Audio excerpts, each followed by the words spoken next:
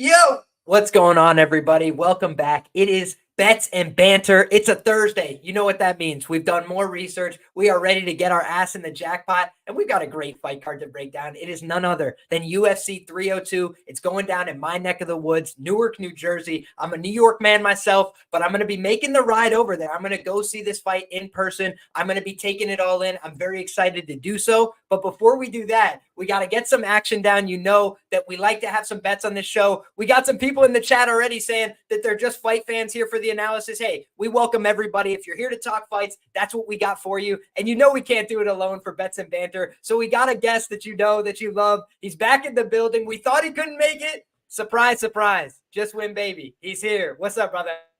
What's up, bro? Yeah, I couldn't make it, but shit happens, shit changes, and I'm here, man. So you're welcome for that. Yeah, the week's been a bitch, man. The week off. I don't love them. But yeah, it's been a quiet week on Twitter. So yeah, ready to break down these fights, man. Absolutely. And we're always looking forward to a great fight card, right? Sometimes we have to deal with the absolute dregs of the apex, but I think it's been reflected in the amount of interest in this card. They're putting their best foot forward. It's not the greatest pay-per-view you've ever seen. UFC 300 still lingers in the memory, but possibly the last fight ever from the great Dustin Poirier, among other great fights. I think it's a lot of great action to break down. But if you guys are new here, Bets and Banter always starts at the bottom of the card. We work our way on up. So without further ado, Andre Lima is taking on Mitch Raposo in the opening act. That's at 125 pounds. Rich, why don't you start us off, brother? Yeah, so it's short notice for Mitch. He's obviously a replacement. I can't remember the guy's name. I couldn't pronounce it even if I wanted to. The first guy Lima had, some Chinese, Mongolian, Asian type guy. But anyway, he gets Raposo. Watched the Dana White Contender Series fight against Hadley. Didn't like what I was seeing. The guy's only 24. I don't think he's complete yet. I think he's going to take an L in this one, but I do think he has success early. So maybe look to live bet this one and stay off Lima. The price tag isn't very good. He was like minus 180 last time I looked. But yeah, I think Raposo is going to push the grappling. That's the path of least resistance. We've seen that in Lima's last fight. You know, he did get taken down. But the guy's strong, man. He's got strong striking. He's got a sneaky guillotine, which I like. And I think he's going to hit it in round 2 or 3. I think Raposo has some success in round 1. But ultimately, I think that's going to compromise him more. I think he's going to gas, shoot a sloppy takedown in round 2, and either doesn't get it or he gets that neck snatched up, man. But it's night and day when it comes to the striking. I think Lima's the much more technical, the much more cleaner of the two when it comes to, you know, throwing hands. And I think that's going to be all the difference. You know, it happens a lot when these people are making their debuts in the UFC. They're just happy to be there. You know, also the UFC Octagon jitters, that's a thing. It is a pay-per-view card. That's something to be considered also. And, you know, some people like to deny it, but we don't. Steroids are a thing in the UFC. They are super prevalent. And, you know, Lima's definitely on them. So that's something you got to factor into the handicapping as well of these fights. So, yeah, Lima for me. And I don't mind the submission at plus 800. Yeah, for me, I'm going to largely agree with you here. I took the submission. I sent that as well on Patreon this morning. And just looking at the price differential, right? Sharp markets have aggressively dropped on this. Why? I think, number one, when you're looking at a submission prop, by and large, I'm going to give you guys a little bit of my theory, but like I want to know that one or both parties is going to push the grappling, right? And sometimes I bet ends by sub at like over 10-1 in these huge numbers. Even knowing like maybe nobody grapples at all here, but it's a numbers game. It's a long-term game looking at the divisional rates, things like that. In this fight, I have a feeling that Mitch Raposo needs to push grappling in order to win the fight, right? Like you kind of stressed that as well. I don't think he's going to want to compete with Lima on the feet. He's fast, he's technical, he's sharp, he's got power. He's just not a guy that I think he's going to have a great time competing with on the feet. So if that's the case, he's going to try and push the grappling. I think Lima, on the other hand, he's opportunistic with his submissions. You mentioned that. We've seen him attempt subs before, hasn't gotten one yet. And I think that's what gives us this price, right? He's also listed as a kickboxer. I think that's what gives us the price. He's well-versed in Brazilian Jiu-Jitsu, right? And so I just think that you get a guy like that. And we know Mitch Raposo, he hasn't been finished with strikes. He's lost a decision before to Ludovic Shalinian. He did get a little bit out-wrestled in that fight, a little bit out-physicaled in that fight as well. And then you look at some of the other fights that he's had, the fight with Hadley, we've kind of seen Hadley run into a brick wall of like certain level of resistance. Maybe the submissions aren't getting off. Maybe the finishing prowess isn't there. And he did almost finish Durden, but Durden was able to grit that out. We saw Mitch Raposo, he wasn't able to grit that out, right? And now I'm looking at a spot where Andre Lima, I think, could pick up the pace on him. Like you said, short notice matchup. Andre Lima has had 3 opponents here. They're trying to get this guy somebody he could beat on this card, in my humble opinion. And I think Mitch Raposo fits the bill. I've seen him before on the Contender Series. I've seen him before against Ludovic. I wasn't altogether blown away. So for me, it just seems like they're trying to find a winnable fight for Lima. Don't like huge money line prices. He's coming off a bite win by disqualification. Doesn't tell you all that much. But if you guys listen to the interviews with that Severino kid, why he bit him, he said he was so concussed. Like he just got hit so hard. He had no idea where he was. He was on autopilot. And then he's like just trying to fight the guy. And so a lot of people were inspired by that before. I literally think the guy was trying to hold on to him because he was like, where am I? Who is this guy? And why are we fighting? Who are all these people watching? I think he was a little bit dazed and confused. Otherwise, I don't think he would have bit him. So that's kind of my takeaway from that fight. It's like Lima hit him very hard. And when you hit somebody very hard and then they want to force grappling, it opens up submission opportunities. So at over 8-1, I'm willing to take the chance, and we'll see.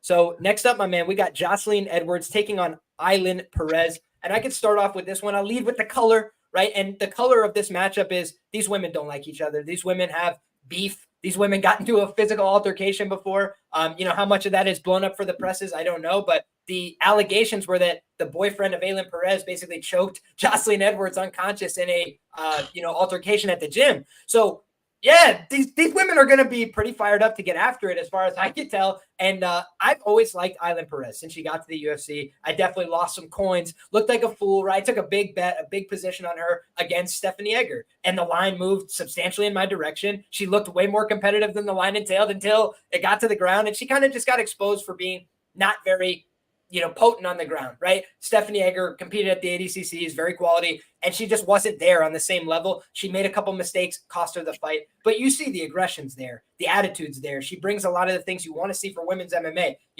Aggression, tenacity, physicality, really wanting to not F off and win the fight. Like that's a lot of what I'm looking for in women's MMA.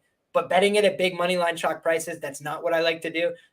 If I was to look at this fight, I'd probably be looking more towards opportunistic violence, the ends by methods, the, maybe an under if you could still get a good price. But I kind of have laid off this fight so far. It's a weird fight to me. I do think Jocelyn Edwards is another girl that's physical. That's, I think, what she would fit the bill for. She's kind of hard to get, perfectly dominant positions on, but she makes a lot of mistakes. Her grappling is not very sound. So I just think she has done what a lot of other fighters have done, which is use their physicality to escape bad positions. And Ailin Perez might just be able to wrist ride her and punch her in the head a bunch of times in round 1 and stop the fight. She's very aggressive, but I worry about the gas tank. I worry about the damage I saw her take in her last fight down the stretch. And so those were the kind of things that make me take a step back. I believe I played some kind of submission prop against Pudilova, and she summarily outgrappled her the whole time. It didn't finish. So something I'm going to have to look at a little bit deeper, but no bets on this fight for me. Rich, how about you? Yeah, that's interesting, man. I didn't really know about the bad blood. I didn't look into this matchup too much. I watched Perez's last fight against Pudilova. That was pretty disgusting and concerning, especially round 3 when she almost got rear naked choke. We know Pudilova, we know she's a stand-up fighter, and the ground game is like her kryptonite. And for her to be able to take Perez down in round 3 and almost sub her, that just says a lot to me. And I won't be betting Perez in the future unless she's fighting somebody with like one arm or something.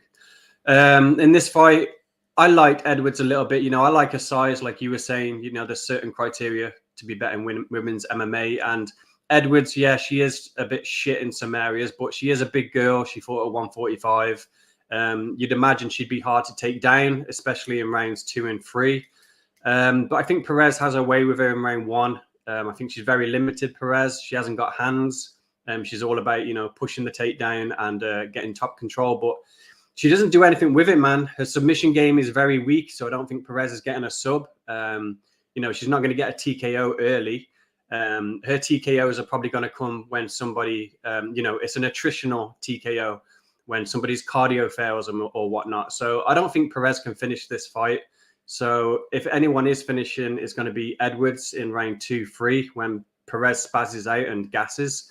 And, that bad blood that you've mentioned at the beginning, I'd like that if you're betting Edwards, because she's an emotional bitch. This Perez girl, she's a bit wild in the things that she does. So, just the way she is makes me believe that she's going to come out hard in round 1, not get her finish, and she's going to be fucked, man. It's going to compromise her more. I can then see in round 2 her not getting the takedowns, and then, what's going to happen? Edwards is going to, throw some kicks, do much of nothing. She's very reactive rather than active in like the things that she does, Edwards. But yeah, with all that said, I'd still like to see Perez push the split decision. I just think she's going to win round 1, so you've got that in the bag, and then she'll probably just about do enough in round 2, and very similar to the Pudilova fight. Round 3 will be a sweat, but I don't know. I just don't think Edwards will finish. I think she'll hang in there, man. I just don't like the finishing instincts from either girl, so I'll lean Perez by a greasy split decision, but the price tag's unplayable for me, man. But I understand why people would hit the props for Edwards, especially seeing the last fight for Perez. But yeah, my official pick will be Perez split decision, man.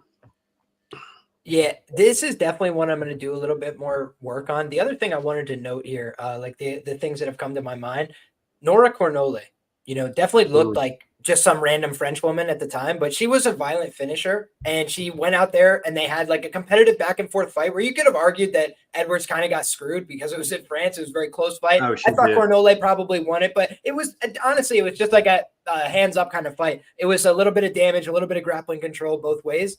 And it wasn't an inspiring performance by any means, but then you see what Cornole does to another grappler and just completely shuts her down, beat the absolute piss out of her. Never was a competitive fight really. That kind of blew me away. So I think that looking at that, it does say like, hey, maybe this Nora Cornole girl isn't so bad, and she just went, tooth and nail with her. Maybe her record isn't as reflective as good as she is. And I thought Pepe did make a good point in the chat, which is just younger fighter with more professional experience long term. It's an angle I do look for, and that is something you could take into account here. The one thing about Ailin Perez that scares me is the OnlyFans and the other opportunities that she set up. She is like a mother, and she needs money, right? That's why she was so adamant about her MMA career. If she can make more money doing other things, like, is she going to be in Goat Shed 3 times a day trying to get better? Probably, but I haven't seen as much social media of her training and the things that she used to be doing more actively. And it's not to say that it's not happening, but when those things move behind the scenes, I kind of need to see it. So this is a rare fight where I'm going to say the weigh-in is important to me. Jocelyn Edwards has missed weight a number of times. If she misses weight here, I would say it's an advantage, right? Competitive advantage. Bet on cheaters in MMA, it's plus EV. And then on top of that, it's like, if you see that Ailin Perez maybe isn't as physical, as muscular as she once was, and, she's a little bit more focused on other endeavors, it would definitely make me more hesitant when you're talking about laying chalk prices. So there you have it. That's my thoughts on this one. But almost everybody on Tapology is picking this fight to go the distance. I don't know why. I think both these women are capable of making huge mistakes and getting finished. So that's just the way I see it. I don't think they're both extremely high level. We saw Stephanie Egger finish Ailin Perez just 3 fights ago. So a constant reminder that the armbar is live in women's MMA. Yeah. But next up, Rich, please, no, if you have any more thoughts. No, I'm just saying I like the weight miss angle, man. That's a good way to look at this one. Wait until the weigh-ins, man, because you're right. Jocelyn has missed weight previously, so yeah, that's a good look, man. And she's going to have the anthropomorphic advantages. Shout out to my guy Lou in the chat. He got it out of me.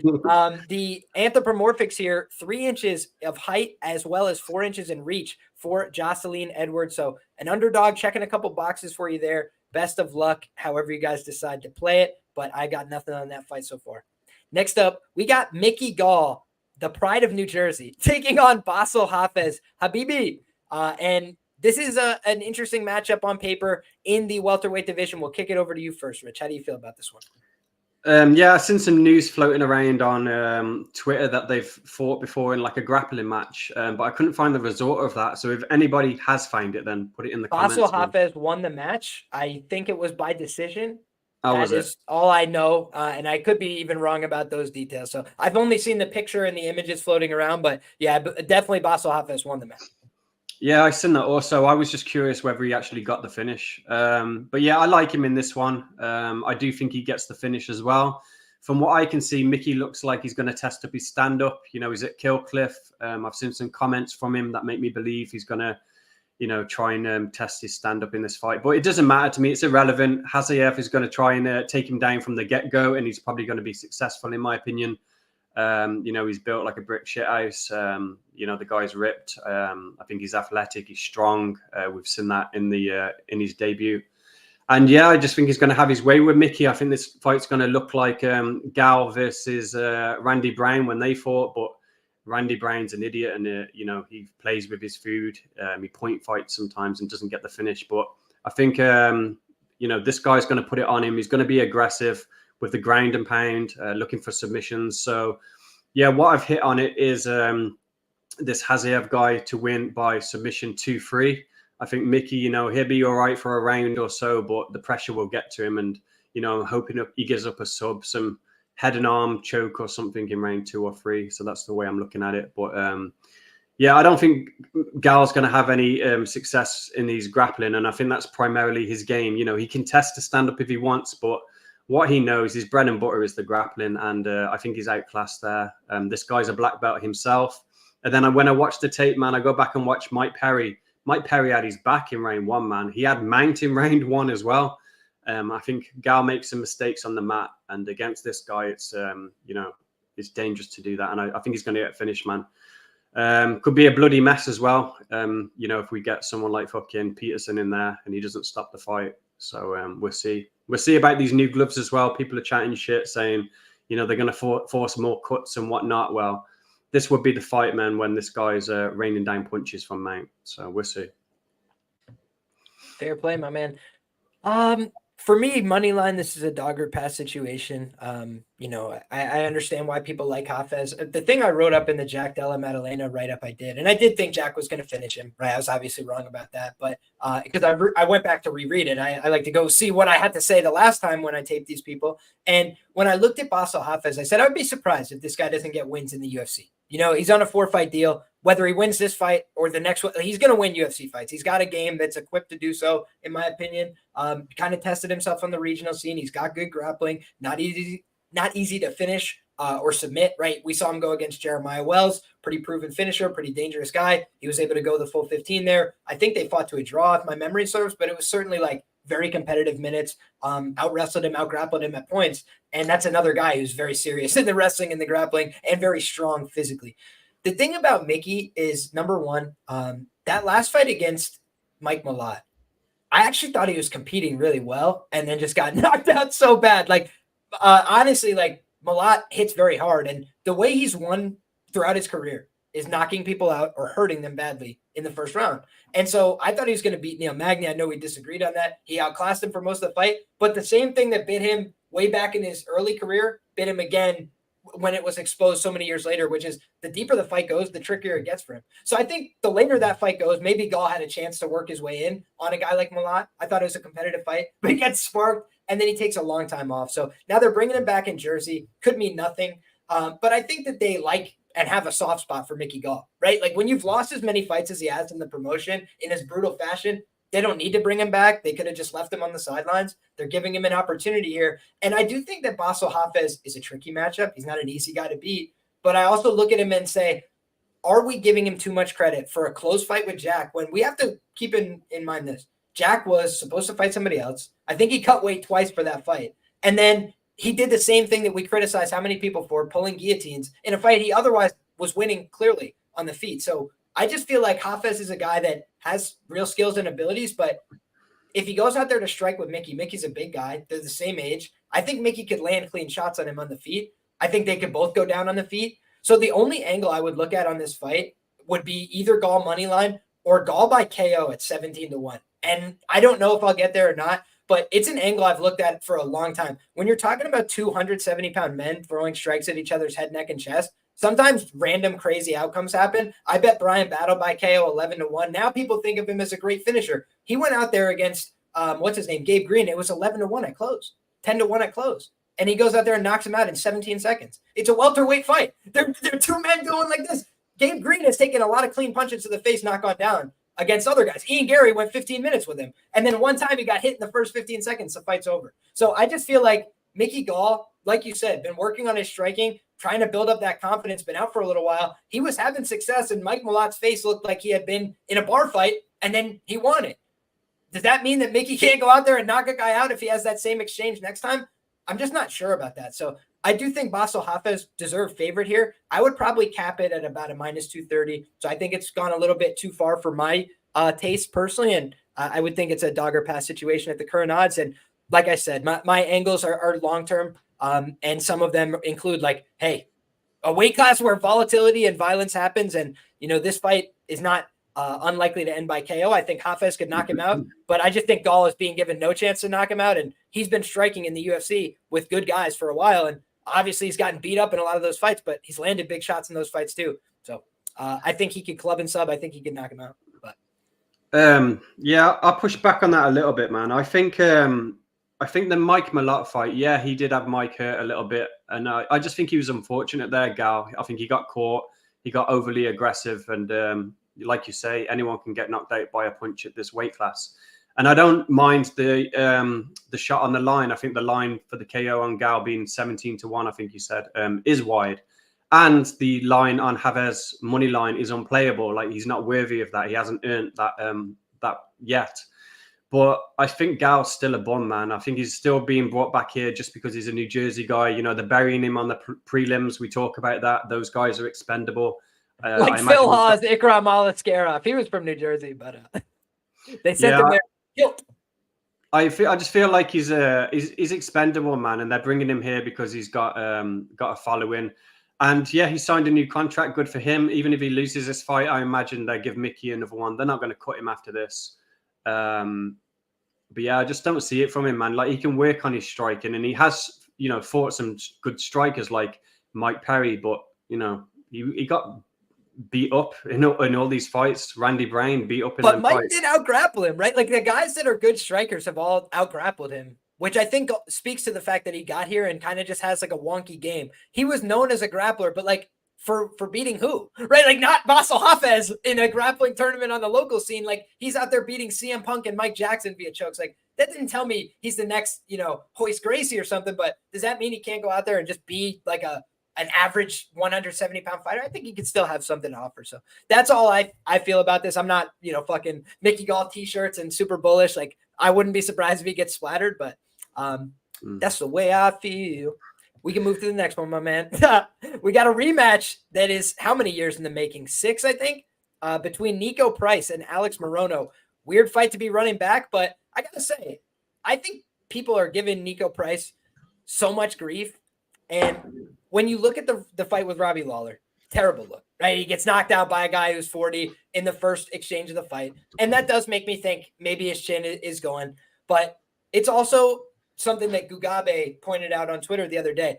People have a different chin sometimes in the first minute of a fight than they do after they've gotten hit once or twice and they start to get into the fight. So he got splattered by Robbie Lawler basically on the first exchange. Robbie Lawler also almost fucking killed Ben Askren with the first punch of the fight. He's definitely gone out there and hurt people in the early going many times in his career. So he's a guy that could fight for 25 minutes, but he could also land one big shot and change the fight. He knocked out he rocked Nick Diaz, got overexcited, and then got knocked out himself in that fight. So I just look at a guy like Robbie Lawler as a spark plug, a guy who can fucking kill somebody. When he comes out wanting blood in the early going, he's a hitter. So then he knocks out Nico Price. Okay, bad look, terrible look. He was favored to win that fight. And then you look at the fight that he had with Phil Rowe.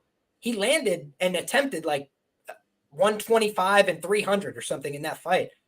He was just going to town and thought he had the finish in round 3, empties the gas tank on Phil Rowe's head, and Phil Rowe got back up and he was like, fuck, I have nothing left. And then Phil Rowe finished him. It was kind of just like a tough out for him. He was down on the cards. He had been out for 14 months or something. So I think a lot of that was ring rust. And I just think that in this fight, we saw Alex Morono 6 years ago was tooling this guy up. But then as soon as he started to get hit by the power of Nico Price, everything started to change. I thought you could see the writing on the wall all in round 2. People were like, man, he hit him with one punch. It changed everything.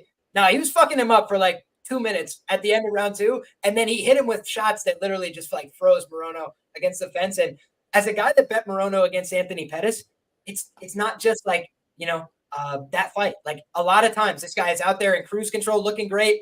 One big shot and he's on Dream Street. He's rolling around the octagon. He's doing Ponzinibbio, another great example where he's pitching shutouts. He's looking great. I just don't think that he is a guy that you could rely on at this chalk personally.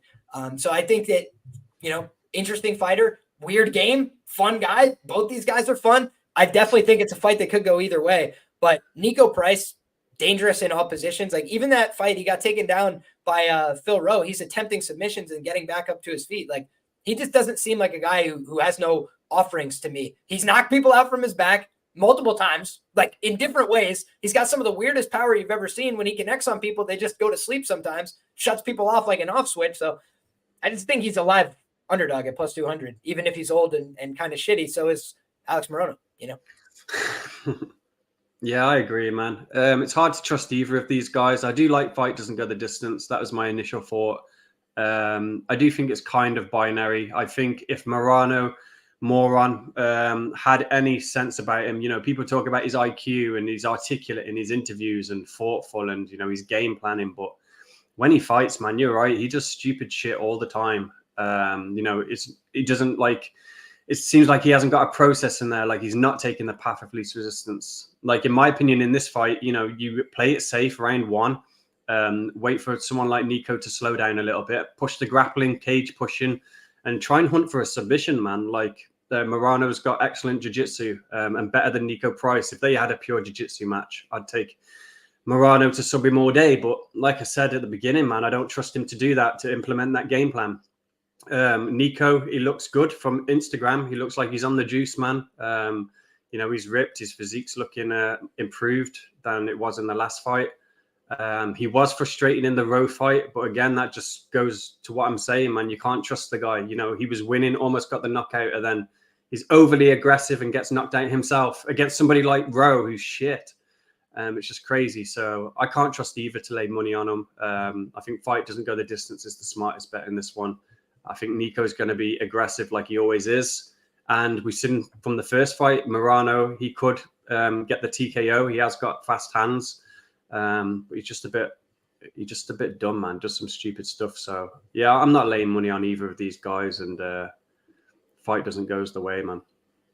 The thing is, I just liked what I saw from Nico in the corner. And this could be complete delusion for me, but like the guy is being told by his corner, he's like, hey, listen, you're down 2 rounds. He's like, absolutely. They're like, we need you to go out there and try and kill this guy. He's like, you got it. And then he goes out there and gave everything trying to kill him. And to your point, Rich, is that not the guy you want for the fight not to go the distance? He's like, coming back with my shield around it, coach. And then he goes out there, spends everything, and left nothing left, and just was standing there like a statue, getting finished at the end. And he got finished just walking away. And like Mark Goddard or whoever it was just like, brother, we got to stop this. You're no longer capable of doing anything. So I think that's a very possible outcome here. I will just say, though, to his credit, and we'll talk about him when we get there, Phil Rowe, his one like attribute is that he just stays patient and then keeps throwing. Like he just doesn't get that tired relative to his opponent. So he got hurt by Nico, but he just wasn't as tired. So when he recovered, he was like, oh, I could just hit this guy for free.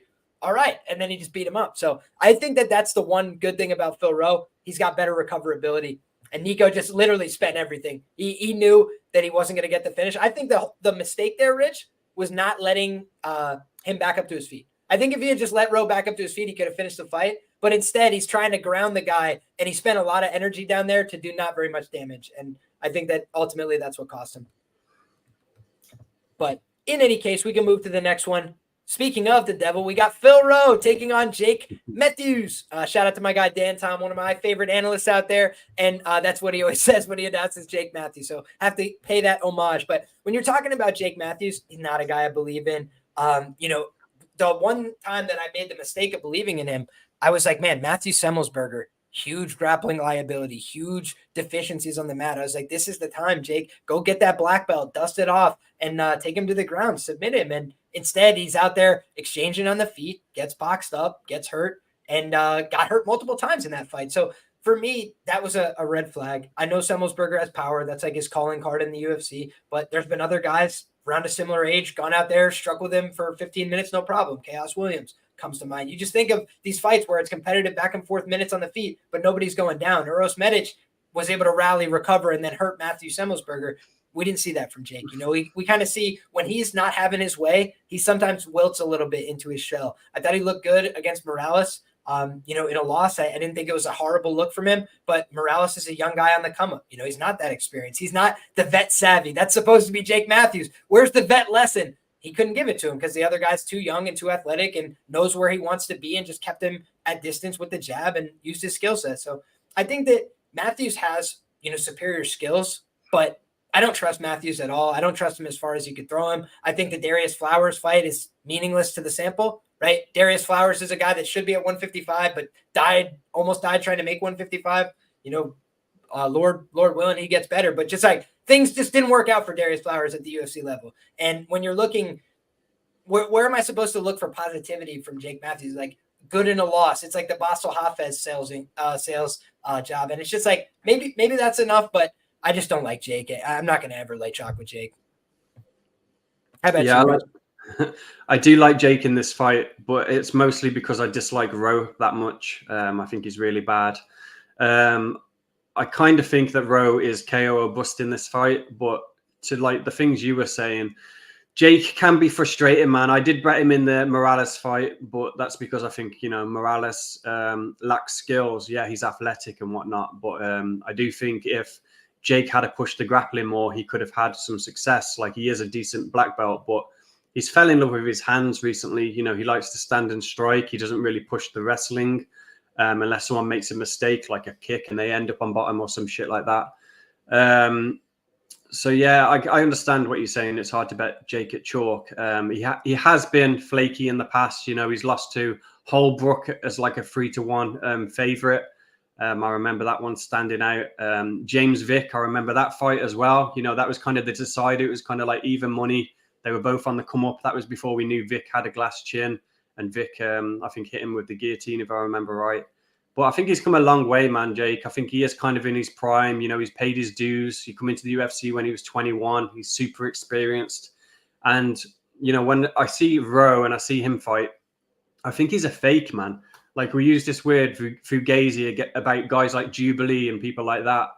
And I think Rowe's made of the same stuff. I think in round one, when he's fresh and he's feeling it, he can do some things, but you see it in his eyes, man. I posted a picture to my Discord. He looked like he's seen a fucking ghost in round 3 against Nico. And I know he eventually got the finish in round 3, but that was more about Price fucking up than it was Rowe doing anything special. I think he's the type of guy to like, whatever the word is, wane in fights, doubt himself when the going gets tough. He's not very active with it either. He's kind of a counter striker. He likes to throw his right hand on the counter. His takedown defense is bad if Jake chooses to push it. I think Jake hurts him, man. I think Jake finishes him. I think plus 275, I believe, ITD for Jake is super generous. I think it should be more like plus 180, something like that.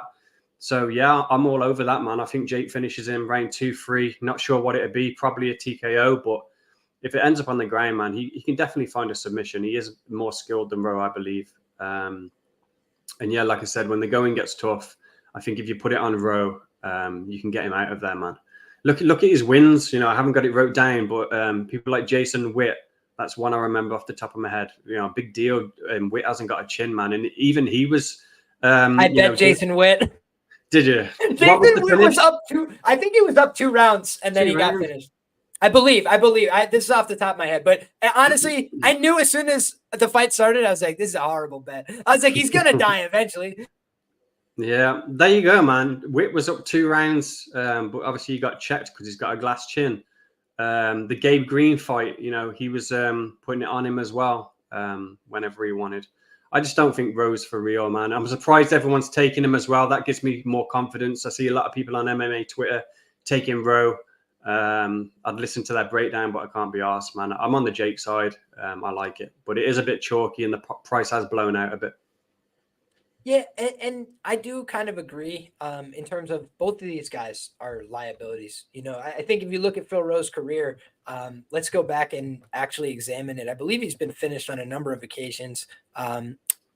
Actually, no, just 1 knockout loss. He's been hurt in a number of fights and not gotten finished. Even the Gabe Green fight, I think he got dropped via low kicks maybe in that fight as well. He's had some adverse reactions to strikes, but managed to make it to the distance. So I'm a little bit surprised by that. Looking back at the record. It's poor competition, though. I remember that much from looking. Yeah, he's been an amateur for a long time, too. He fought back in 2012. So Phil Rowe, student of the game. I think Brandon Olivas was saying he used to be like the cockiest blue belt to go lose every tournament in Arizona or something. But hey, he's stuck with the damn game. So shout out to him. And listen, I think both these guys are just chinny. That's the bottom line for me. Like, I think Matthews is a guy that has recovered well when he's gotten hurt a few times, but I don't really trust his chin. And the same is true for Phil Rowe. So awkward fight for me, and probably would look for the ends KO or something, a little bit contrarian on this one. Yeah, because again, it's a fight where a lot of people expected to go the distance, and I just see both of them as making huge mistakes in their fights. And Phil, he's got long limbs. Like, he does have opportunities to pull off subs if he hurts people, but I just don't think if they're both sober, he's submitting Jake Matthews. I think Jake Matthews probably a better grappler if they're both clear-headed. But with that being said, my man, oh no, please go ahead. Yeah, I was just going to say, man, that's probably the smartest thing Olivas has ever said. It's super apt to like categorize Rowe. He thinks he's better than he is, man. Like, you see it, his cockiness, his swag, as I imagine he'd call it. I think that's the ghetto lingo. But look at his Dana White Contender Series fight, man. Like, he was getting pieced up in that. I think he was lucky to win it. Yeah, I just think it's the guy's it's a Shabazian. Shabazian, yeah. He just thinks he's better than he is, man. At the beginning of the fight? At the end of the fight. They're just the gas tank falls off a cliff. I will say, though, that is like, it's been the Phil Rowe blueprint. Wait for you to get tired and then do something. So let's see if he's got another magic trick in his hat. But definitely the more experienced guy, Jake Matthews. The one thing I should mention, though, anthropomorphics way in the favor of Rowe. I think that's why people are going to be on that side as well. I think that's what's going to even out the line. He's got like an 8-inch reach advantage here. So he's a little bit older, but he's just huge, for the division. He's going to have an advantage over almost everybody because of that size. Is that what that word means in metrics? I always wondered. Yeah, and anthropomorphic, relating to the human body. But next up, man, we got Grant Dawson, KGD. He should have to change the nickname. I'm kidding, but it's King Grant Dawson, and he just fought Bobby King Green for the right to be the one true king. And we know how that one turned out. So Bobby Green's still going to be the king, when he wakes up tomorrow, and Grant's still shopping for new nicknames. But in any case, I think that this is an interesting fight, man. Joe Solecki last time out, I tweeted this, and I truly believe it. Like, it's the fickle game of mixed martial arts, Rich. He goes for an armbar, looks like it's somewhat tight. The guy picks him up in the air, slams him on his head. He's unconscious. It's like, if he had gotten the armbar, he's a genius, right? What a great competitor. He dominated Drakkar Klose. What a bum Drakkar Klose. And then Drakkar Klose picks him up, slams him on his head. Drakkar Klose is the second coming. This guy, Joe Solecki's a bum.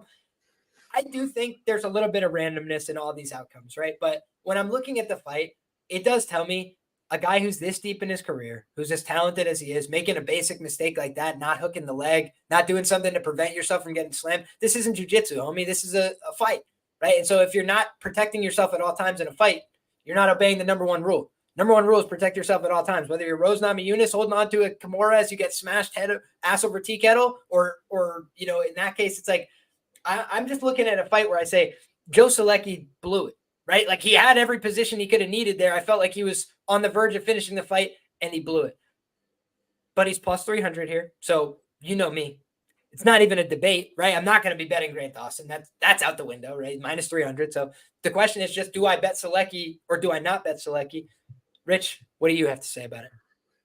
I like Solecki by sub, man. I think it's worth a shot.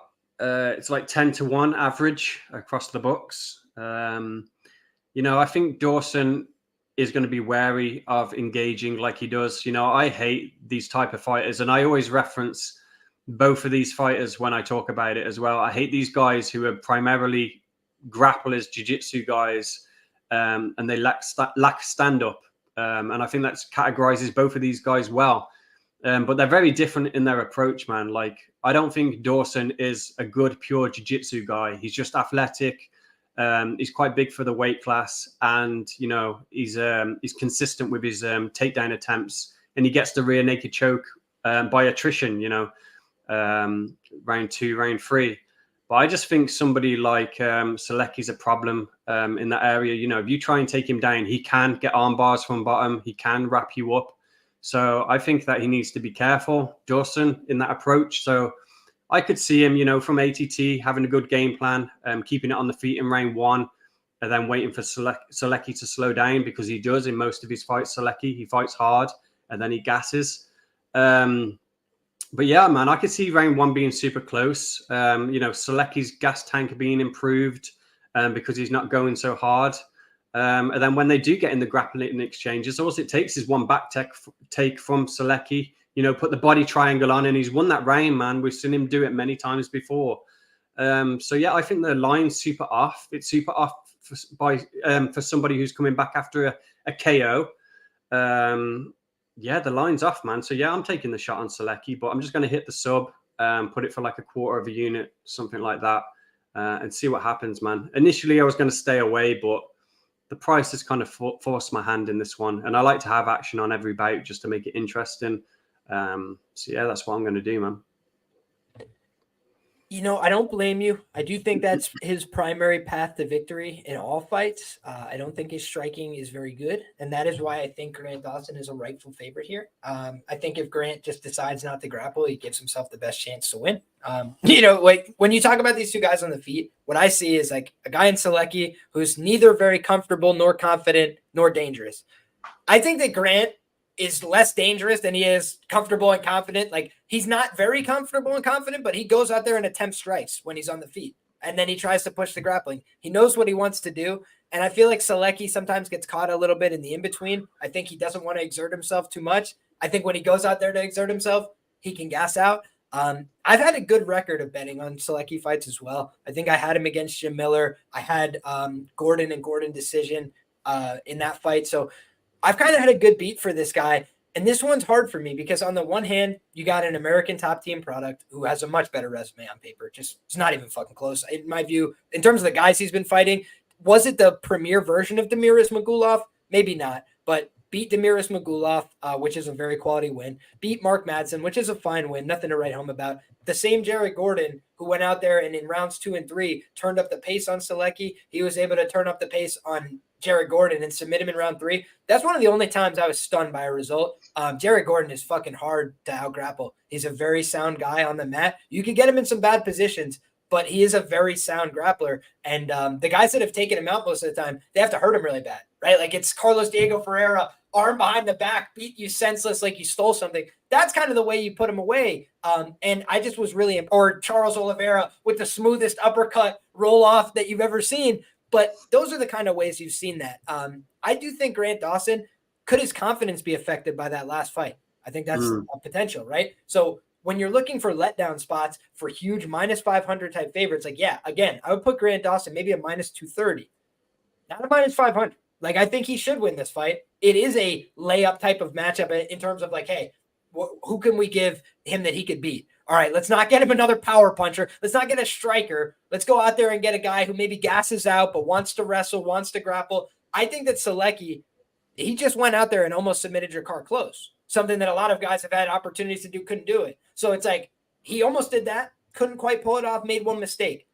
Could he go out there and do it this time? I think so. I do think it's a little front-loaded, though. So if I was playing it, I'd probably look for either the Selecki finish props, Selecki round 1, Selecki round 2, something like that, and try and lean into the upside. Again, I don't expect him to win this fight by knockout at a very high clip at all. But if I could get the sub 1 and the round 1 at the same price or a similar price, I'm always just going to get more equity. That's my style. So just things to consider as you're making your choices here. But for me, it's just unplayable. Dawson minus 500. So you either have to look to the prop market, you have to play the underdog, or you have to pass and move on to the next one, like we're going to do. So next up, my man, we got the prelim headliner. We'll have you kick us off here, Rich. Roman Kopylov taking on Cesar Almeida. How do you see this one going down in the middleweight division? Oh, well, I love this fight, man. I think it's one of the better fights on the card. I don't love that everybody's on Almeida. That's never a good sign. But yeah, I still like it, man. This is the one I did the more research on. And what I seen was Kopylov doesn't push any grappling whatsoever. No cage pushing. Literally doesn't even want to clinch. He's all about the stand-up. So that bodes well for Almeida bettors because obviously he's a kickboxer himself at heart. But the things I don't like from Kopylov is he's content to spar, man. Like his range management, I don't think is great. I think if somebody puts on a flurry, the way he backs up and exits the pocket, it's in like a straight line. So he's susceptible to being caught.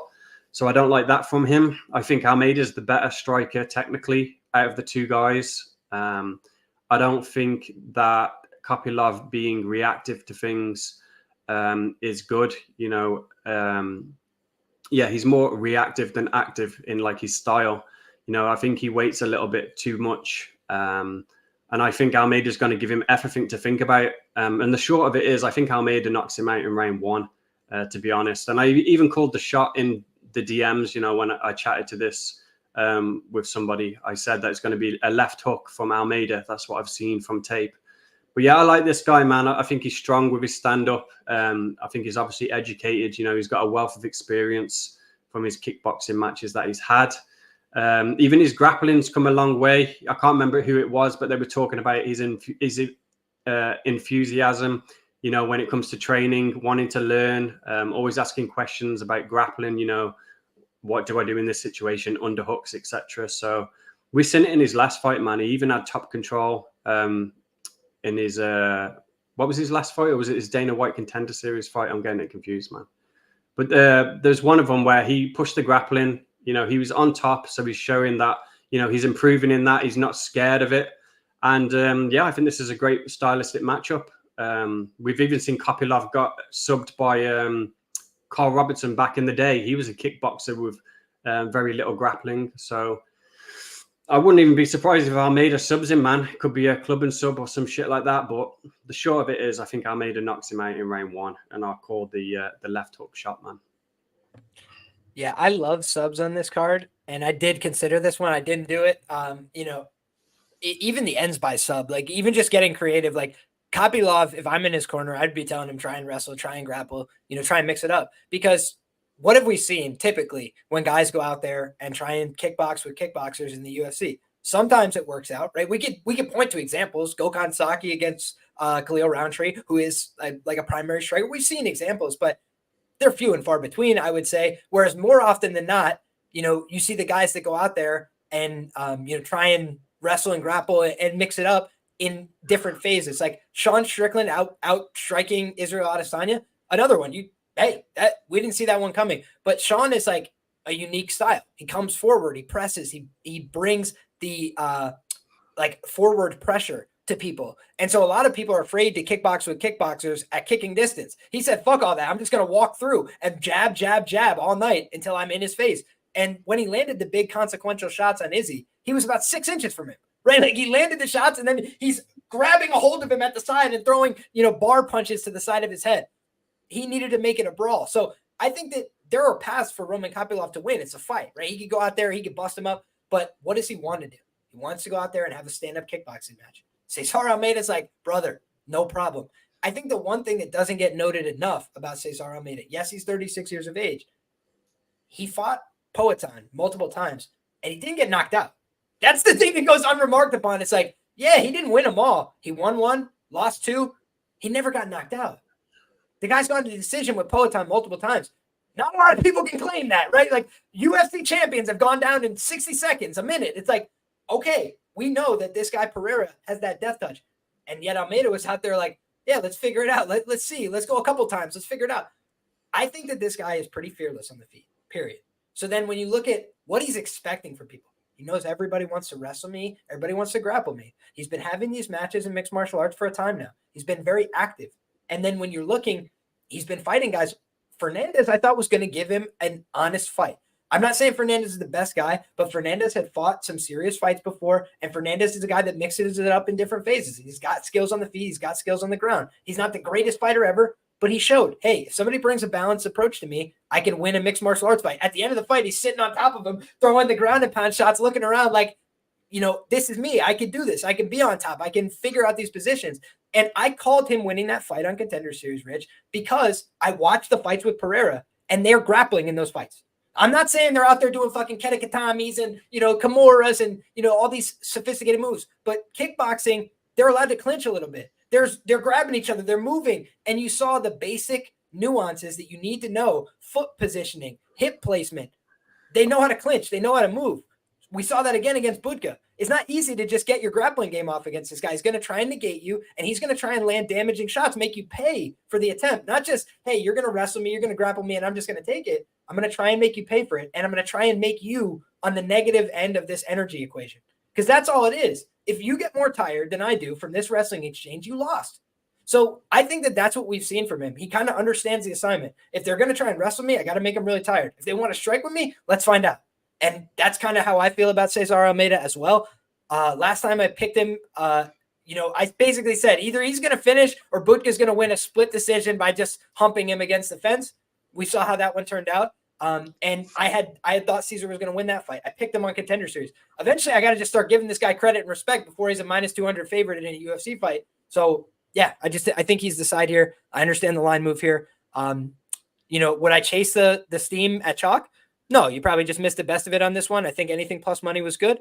I think there's some props that you could look at here, but yeah, I think Almeida's a really dangerous fighter. And I think that he's the kind of guy that they've made exceptions for in the past, like a Pereira. Pereira's not young, but he's interesting. He's got a story. He's got, something compelling about him, and he puts in the work. This guy is at Corinthians BJJ. He's training at a bunch of different places. He's got great coaches, and then he's at Extreme Couture training with Sean Strickland, former UFC champion, some of the best in the world. So yeah, I think it's a great fight. I think Kopylov deserves his credit and respect, but when you look back at the win streak, when you go piece by piece, it's not very quality fighters. It's guys that have been cut from the UFC. It's guys that can't strike a lick like Cesar Almeida. So that's just the way I feel about it. I think this is a much tougher test, and I think Cesar Almeida is going to get the best of it.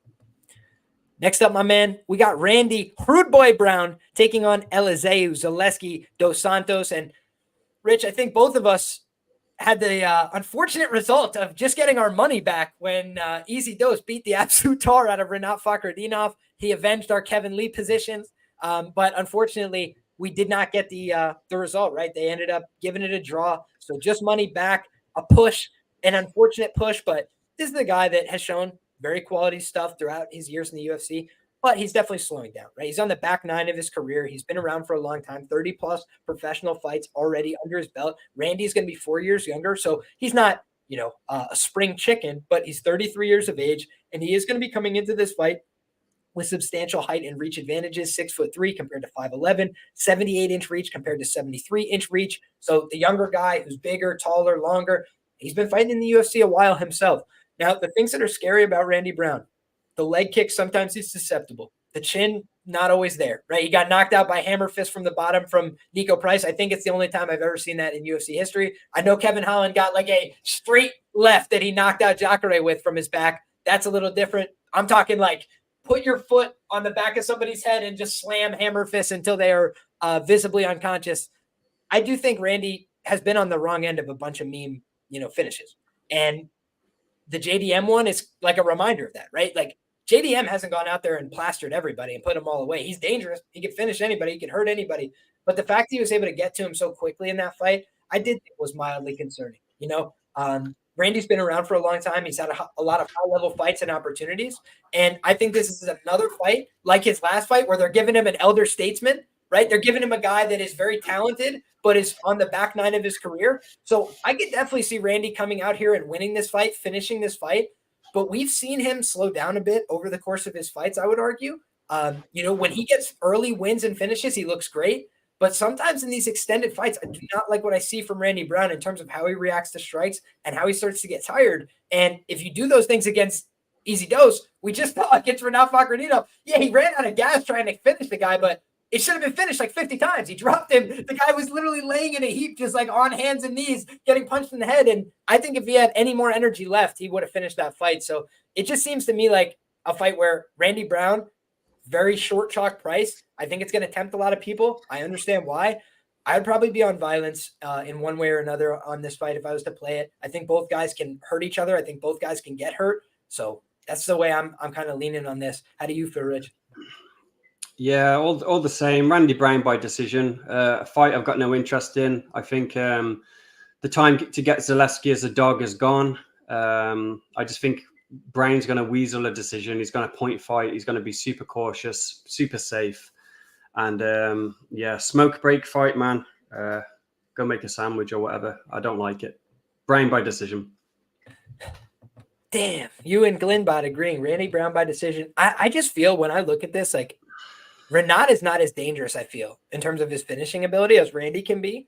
Like, I do think Randy, number one, if he hurts somebody, his club and sub opportunities open up. He's got long limbs. He knows how to do jiu-jitsu. And we've seen Luigi fucking Vendramini take this guy's back. Like, I love Easy Dose, maybe more than most people in the UFC.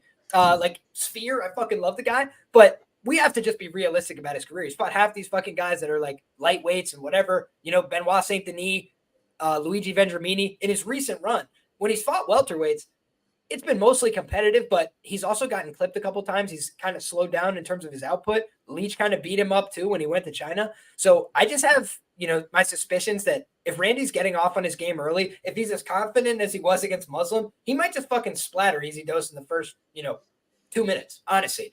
Because I do think the speed difference is going to be huge. But beyond that, I think Easy Dose is just a very talented fighter. It makes some adjustments. He'll try and figure it out. And would it be that surprising if he landed one spin kick and Randy Brown did the salsa? Not at all. Not at all. So that's how I'm feeling about this. A little bit more bullish on violence, perhaps, than my brother Rich. It's about that's all right. Sorry, it's about card placement for me as well, man. Like, I do see what you mean. Although I think they've moved the card around a bit. I don't know if you're aware of this, Rich. I believe they moved Nico Price. Yeah, oh, I see, man. Yeah, they moved the Nico Price fight to the main card, and they moved the Romanov. Almeida. Yeah, they moved that fight off the main card, from what I understand. But in any case, that's the next one up. Why don't you take over for us, Rich? Oh, which one we on the fatty Romanov? Yeah, the heavyweights. Yeah, so I think that Junior is the side. I like him, man. I think both of these guys were a little project for the UFC. Both of them have let the UFC down. Blades in the last fight for Almeida, obviously, and then Romanov in a couple of his fights, man. But that Volkov fight was super alarming. He kind of just quit there after 2 punches with Volkov being on top in round 1. So that was super scary.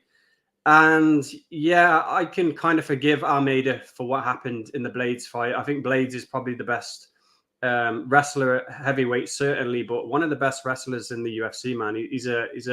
He's good with it, man. I like him.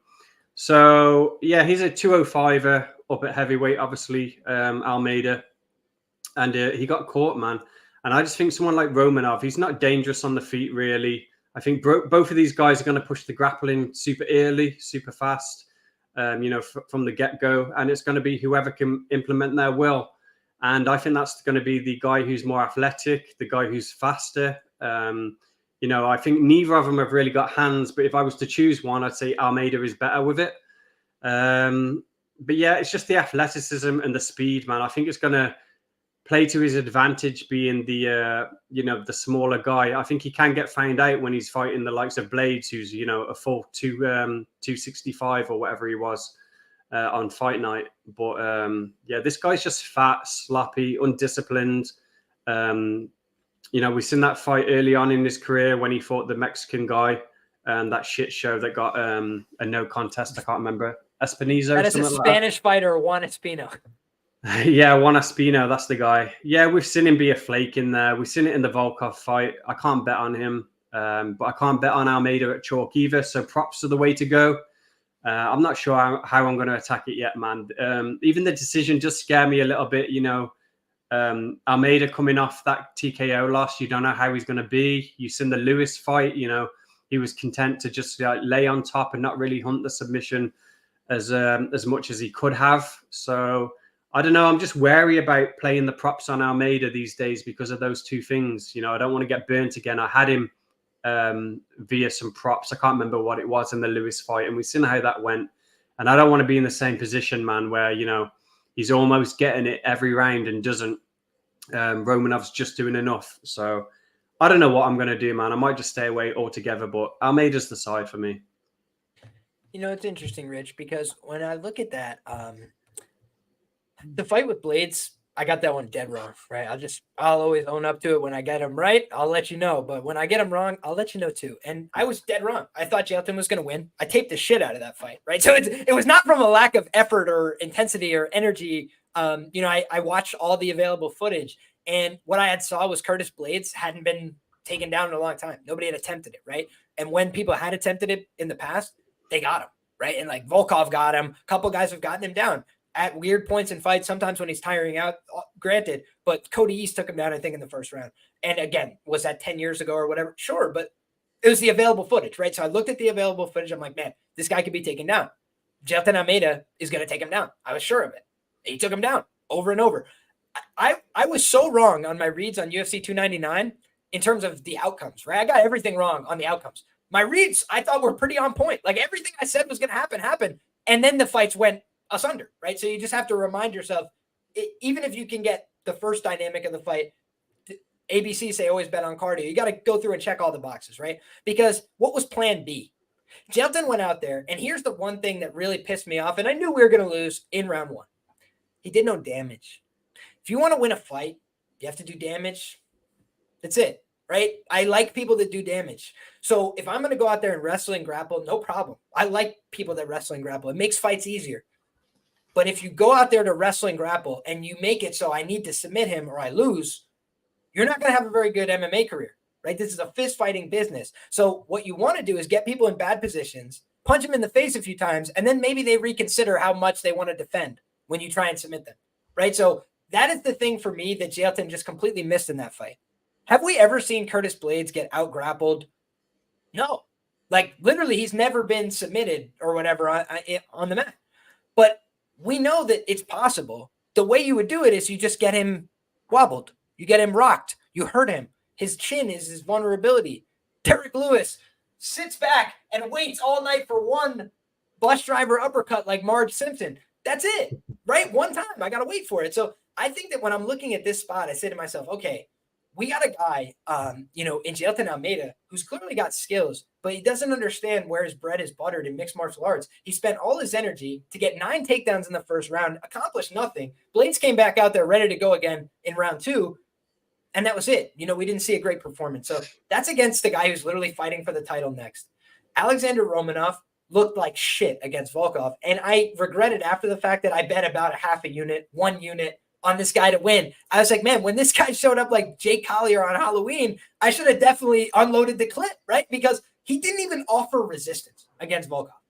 Say what you will about Jailton Almeida. He's got one of the guys that's proven to be not only a knockout threat in the division. I was there in Columbus, Ohio when he sparked Chris Dawkins and just laid him out on the floor before it was the cool thing to do, okay? So this guy, Curtis Blades, has power in his hands. And then on top of that, he can actually wrestle. He can take down most guys in the division. He's done it to a lot of guys in the division. So when that's the case, I say to myself, okay, you got a guy in Jailton Almeida, made a huge mistake last time out against the best guy. And then this other guy, Romanov, he's been fighting the dregs of the division. He's the biggest favorite in UFC history because he's fighting Chase Sherman, right? And like, okay, that's like fighting, Parker Porter. Jailton did that. How did he look in those fights? Get down, sit down, young man. And he's picking people up, throwing them all over the place. Didn't matter they were heavyweights. Get one hold of them, take them to the ground, beat them up, pass the guard and finish. I missed the Jailton from the Nasruddinov fight where he was all over him, where he landed some shots, where he was able to get up from bad positions. And that's what makes me think he'll do okay in this fight. Is I do think Romanov might be able to take him down, but I don't think he does it at a very high clip. And I do think that if Jailton gets taken down, he's more likely to not panic and give up from the bottom position than Romanov.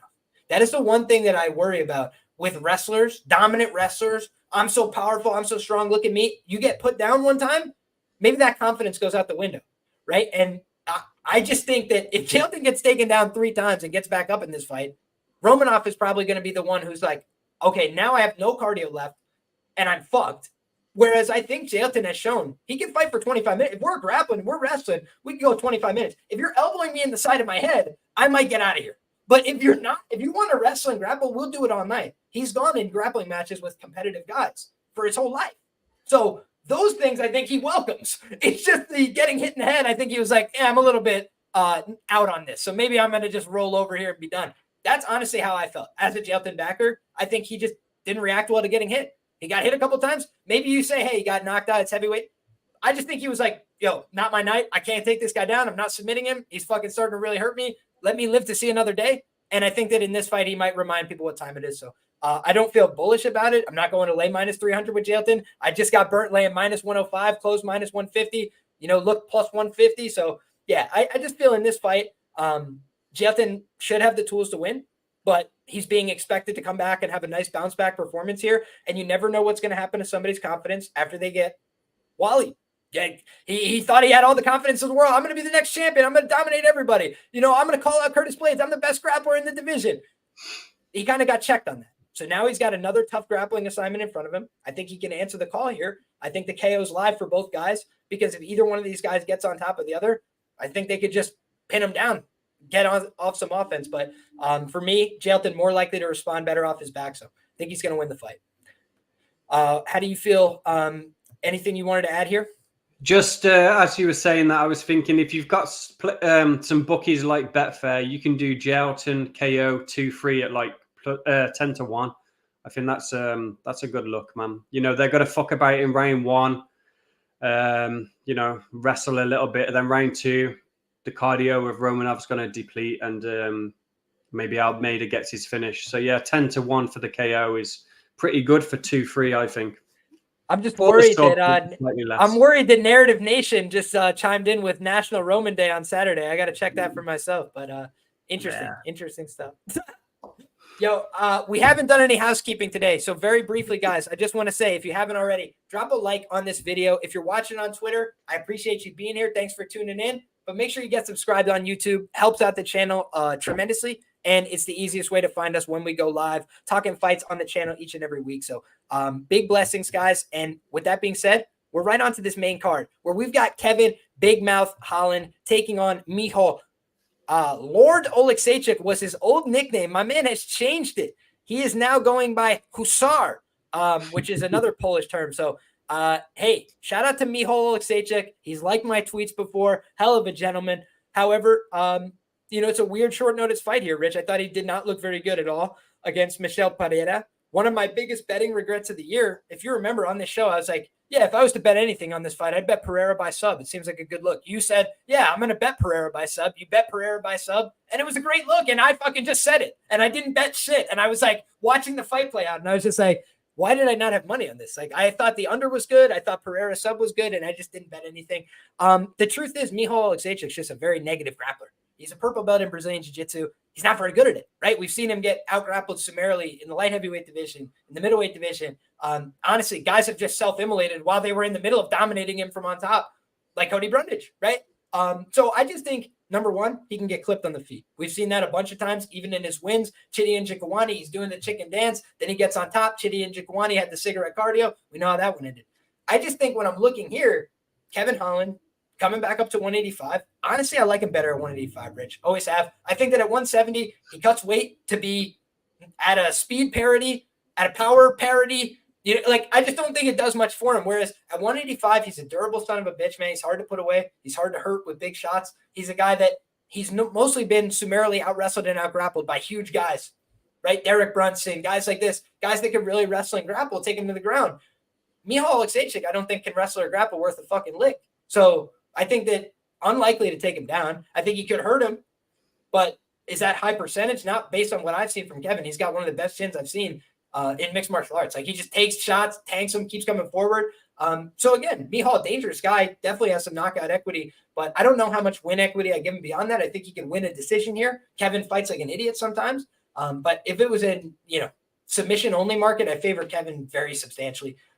So for me, that's kind of my thought process on this fight. I think Kevin should win. It's a bit of an IQ test for Kevin. I think they're trying to give him a bounce back spot. I think they like Kevin. And I honestly think Michal Oleksiejczuk could be done with the company in 1 or 2 fights. He doesn't get much better fight over fight. He hasn't found a division that really works for him, in my view. I don't think he's as marketable as somebody like Kevin. And the problem is, when you're not good at grappling and then you stop training with Ankos MMA, that you were only going to get better doing that. So now to not do that, it's like, I think you're only going to get worse. I don't believe in his skills. How about you, Rich? Yeah, I've stopped giving myself a pat on the back because somebody called me out for it, but I'm going to do it on this fight. My record on betting Holland and fading Holland is amazing, man. Most recently, MVP. I max bet MVP against him. Like, I know how to bet Kevin, especially since the Chimaev fight. He got paid for the Chimaev fight, I imagine $500,000, something stupid like that, 400K, around that mark. And it's changed him, man. He's a company guy now. You know, he's talked about retirement in the past, and rightfully so. You know, he's seen more money than he's ever seen in his life. I think he's just showing up now for the clout. You know, what else is he going to do? Go and do construction or some shit. I think he's a UFC shill. They use him as and when they need. This is a bounce back fight for taking the MVP fight and welcoming him to the UFC. And yeah, all over it, man. If Kevin lets me down here, I'm going to be super pissed. But Kevin rounds 1-2 plus 140. Kevin by KO at like almost plus 300 is super generous. I think it is going to be a KO rather than the submission. I see a lot of people taking the sub and even guys in the chat mentioning it. But I think it's going to be a KO, man. Early round 1. Yeah, I think Lord Michael, he's out of the game. You know, you mentioned it before. I did some research before his last fight against Michel, where he fired his manager. You know, he's just practicing, you know, fighting now with his brother in his bedroom or some bullshit. He's not really training, just had a kid. The rest of it, I think he gets cut here. I think they've designed this to make Kevin look good. I think he gets a meme knockout on him, and you know, they throw him a 50K bonus for his troubles. So I'm not overthinking it at all. Kevin all day, rounds 1-2, and I like the KO side, man. And people say he clowns around in fights. He does, but he can clown around all he wants. He can come off the couch from eating pizza and ice cream, man, and he'd still finish Michael in this fight. You know, how does Michael win? He knocks people out. I don't think he's got the I don't think he's got it in him to win decisions anymore. Like I said, he's got one foot out the door. He's not going to KO Kevin. He's shown he's durable. He's got a chin on him. Like them shots he was taking from MVP were insane. And people will cite that maybe that's weakened his chin. I don't think so, man. I think he's just one of them guys, man. He's got a solid chin. And until I see it go as he gets older, you know, I'm led to believe that it's still there. So, yeah, Kevin all day, man. What more can I say? Yeah, I do think this is where we're going to disagree. You know, we're going to put our foot in the sand because I do think Kevin's going to submit him. And, you know, I could be wrong about that, but just like you, Rich, I've had a good read on Kevin over the years. Like I had Derek Brunson against him. I had him by sub against Tim Means. I had him, you know, I literally wrote in my article he was going to Darce choke Michael Chiesa in the first round. I know that a lot of people ended up calling that, but I think when you look at just like the dynamics, a guy like Kevin, very dangerous, going to probably hurt him. But Michal has pretty good recoverability. He's only been finished with strikes once in his career. And I feel like Kevin only submits people when they're like begging for it. And I just think he's probably going to end up in a heap. And Kevin's going to be like, give me that neck and choke the chicken like he's done in the past. So if he tweets out, which way should I do it? Should I knock him out or submit him? I'm just going to go with whatever the results of the poll are because that's been an undefeated system for me in the past. But shout out to Kevin Holland. I know typically went to tail and went to fade, big mouth. And last time out, I picked Michael Venom Page by split decision in my article. You know, Jack Della Maddalena, talk of the town, great fighter. Went to fucking split decision with Kevin Holland. Kevin gets no credit, right? It's just about how bad Kevin sucks. It's about how Kevin can't win a fight. Kevin sometimes lets fights slip through his fingers. Does he look like a fucking bum though? I wouldn't argue that he does. You know, I think that he actually has a lot of skills in all positions. Sometimes he's a little too lackadaisical, but I just think in this fight, he's got a ton of advantages. So that's the way I see it. And speaking of Michael Chiesa, if he gets submitted by Tony Ferguson, just remember the Darce Night rises, okay? You heard me say it here. All right. The streak is over. It's over at 7 losses. Tony Ferguson's back, baby. Darce Night rises. Michael Chiesa was built for this.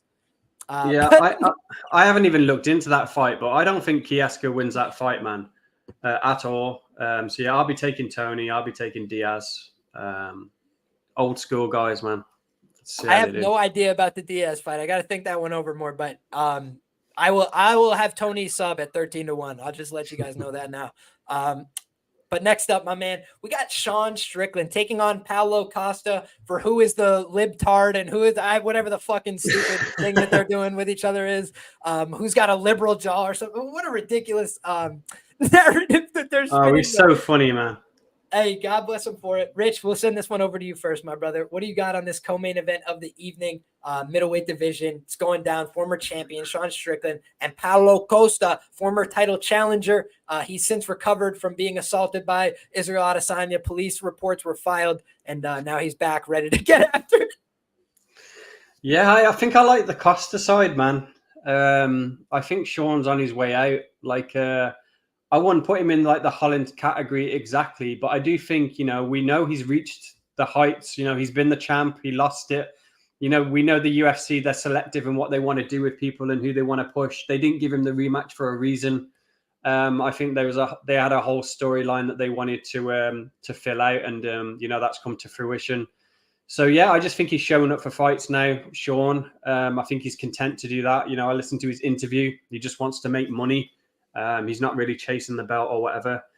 And I don't know if anyone in the chat can cite anything like pertinent to why this is the 5-rounder. It's super weird. It's not a title fight. But for whatever reason, the UFC have made it a 5-rounder. So that's interesting. I haven't really worked out why they would do that. But regardless, man, I like the unders. I think there's a finish in this fight. I think it's either going to be Costa putting it on him early and catching him. He's alluded to pushing the grappling in interviews I've seen. Costa, the submission is 22-1. People can laugh at that, but I don't mind throwing $20 on it. Sean, he hasn't grappled offensively since he had his motorcycle accident. I think that really fucked him up and compromised him. Yeah, he can go in there and spar and keep it on the feet. He's still capable of doing that. But, I think when you need to be nimble and, do these wrestling exchanges and whatnot, I just don't think that he's keen to go there. That's what led to the South African guy getting the W. He mixed it up well, added the wrestling in with the striking.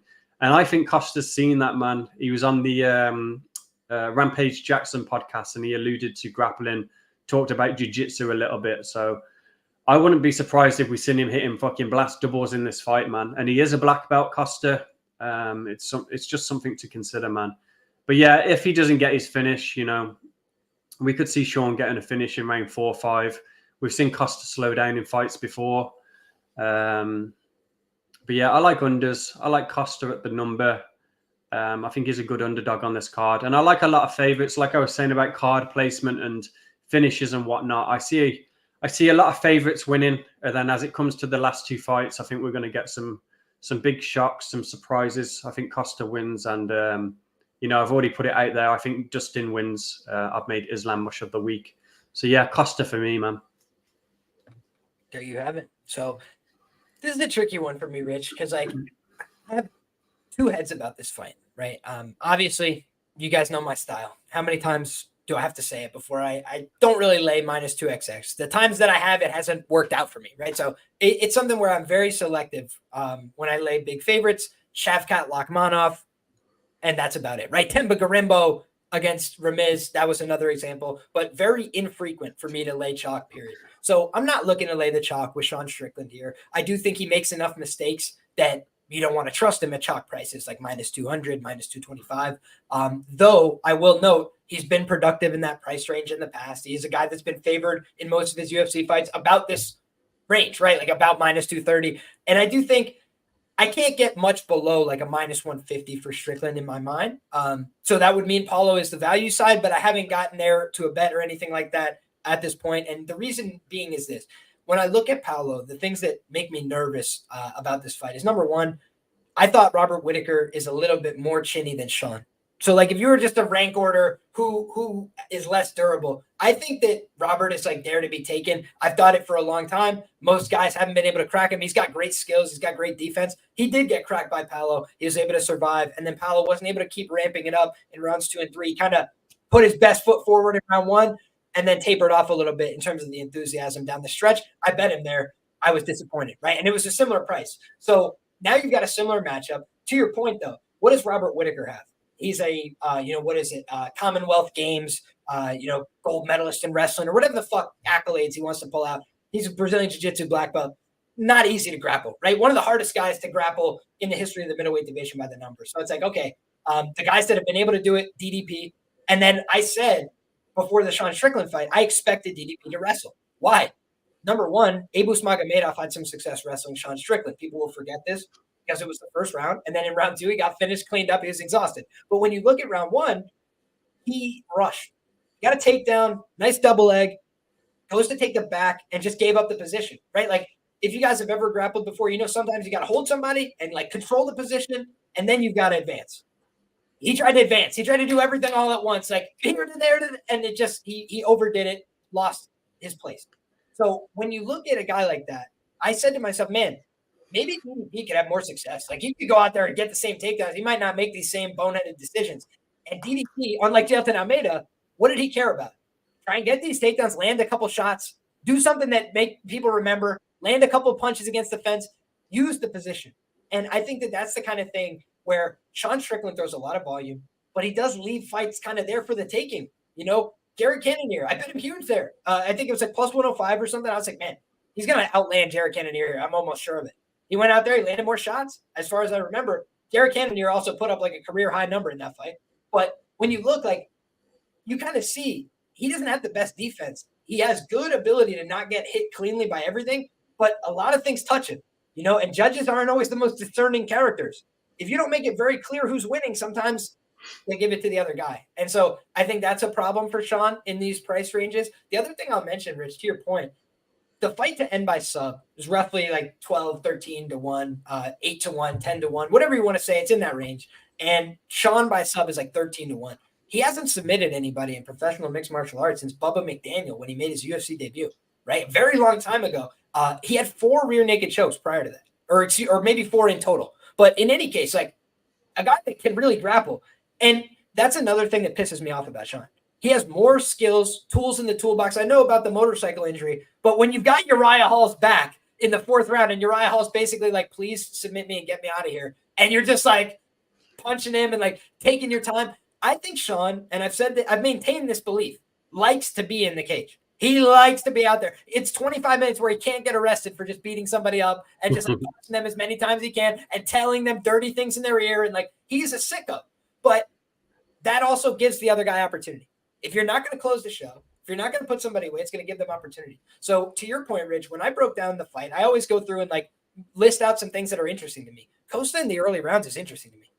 He's a dangerous guy. He comes out like a bat out of hell sometimes. And honestly, the 5 rounds I feel like favor Sean. So if I'm in his corner, I'm telling him like, let's not try and go 5 rounds with Sean Strickland. Like he builds into 5-round fights. He's done it a million times. He doesn't get tired. Let's fucking beat him up. Let's go hurt him right away. Because the other thing people forget is Sean Strickland can go out there and do 50 minutes of cardio kickboxing like this. But when you wrestle like DDP, now Sean is in the 3rd round taking deeper breaths than you've seen him take in a long time because it's a different energy system. And I do think if you're Paulo Costa and you're not wrestling and grappling here, you're a fool because Sean doesn't want to do it. He wants to go out there, do the man dance and stand and back and train. And I just think that kind of attitude leaves opportunity on the feet. And I think he's the better defensive fighter. I think he's going to throw and land more. He's got better experience. He's fought better guys. Like you check every box for Sean, really. But that would be if it's a pick 'em price. You got to play Sean.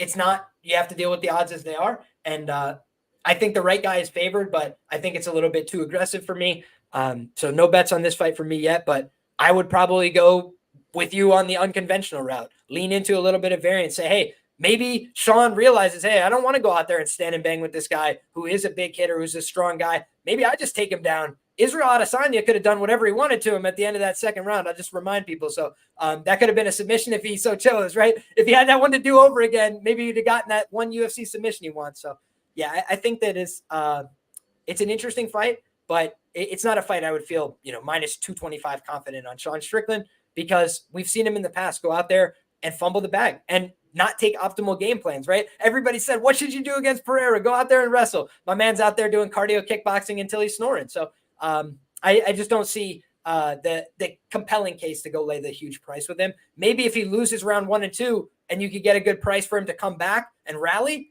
okay, I like that angle. But that would kind of be my approach on the Strickland side if I want to get the money line. Hope he loses round 1 and 2. Hope Paulo comes out there wrestling heavy, which he's not familiar with doing at a high clip. And then maybe he starts to taper off. I do think in my notes as well, I had Strickland round 3, 4, 5. He's built for 5 rounds. And I do think he's not a guy that's going to go out there and hit you with one shot that kills you. But if you're Paulo Costa and you load up on a lot of shots, you might just start to get really tired if Sean's picking away at your body and chipping away with the jab over 3, 4, and 5. So that's the way I saw this fight. Both guys have a chance to win it. Honest fight to me in the middleweight division. But I do think Sean with the savviness, the experience, I think he's probably going to get the win. But the last thing I'll mention, Pepe noted this, and I think it's so valuable that it's worth going back to. Sean has been very whiny this week. I'm not betting on favorites that are whiny. I'm not betting on favorites that are bitching about UFC fighter pay. Guys, me and you, we can go bitch about UFC fighter pay. We can say it's an injustice. We can say they're the employer, right? They're putting they signed the check. So I don't want my guy beefing with the company the week of the fight, personally speaking.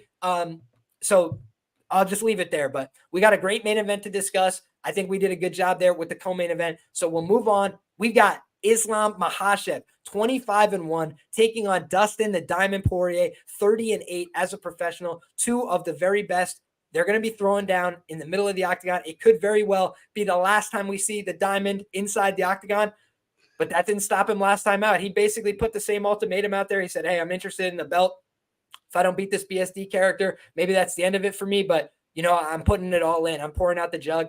He did just that, right? Took my money, minus 130, closed minus 230, looked plus 100, right? He went out there. They had a very honest fight. I thought BSD did well with the grappling early, but we saw not only Dustin Poirier compete in all phases of the fight, we saw him adapt over time. Instead of going guard pulling with the guillotine, he starts going high elbows, standing on the feet. Now Benoit Saint Denis has to create space, open up his body as a target. Bam, body shot, headshot. Thanks for playing.